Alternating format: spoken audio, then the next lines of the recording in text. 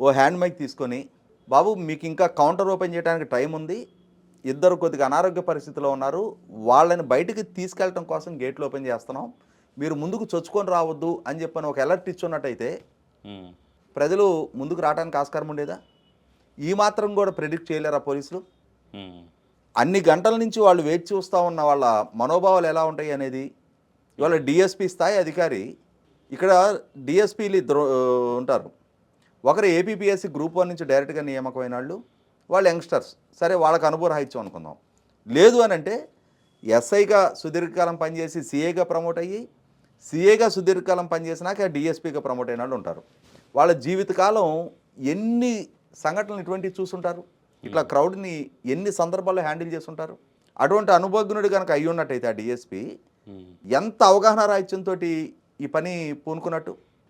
అతని ఇంటెన్షను ఆ ఇద్దరికి సహాయం చేయటం కావచ్చేమో, కానీ సిచ్యుయేషన్ అసెస్ చేయాలి కదా. ఒక హ్యాండ్ మైక్ తీసుకొని ఒక్క అనౌన్స్మెంటు ఆ ముందున్న వాళ్ళకి వినిపిస్తే చాలు, వాళ్ళు లెగవకుండా ఉంటే వెనకాళ్ళు లెగవరు. అవును. ఈ ముందు కొన్ని వరుసల వాళ్ళకి వినపడేట్టుగా, మీరు తొందరపడి లెగవకండి, మీకు ఇంకా టైం ఉంది, ఇద్దరు పరిస్థితి బాగాలేదు, వాళ్ళకి వైద్య సహాయం అందించాల్సిన అవసరం ఉంది, వాళ్ళ కోసం గేట్లు ఓపెన్ చేస్తున్నాం అని చెప్పని గేటు ఓపెన్ చేయకముందే గేటు దగ్గర నిలబడి అనౌన్స్ చేసి ఉన్నట్టయితే ఈ తొక్కిసలాటకు ఆస్కారమే కలిగి ఉండేది కాదు.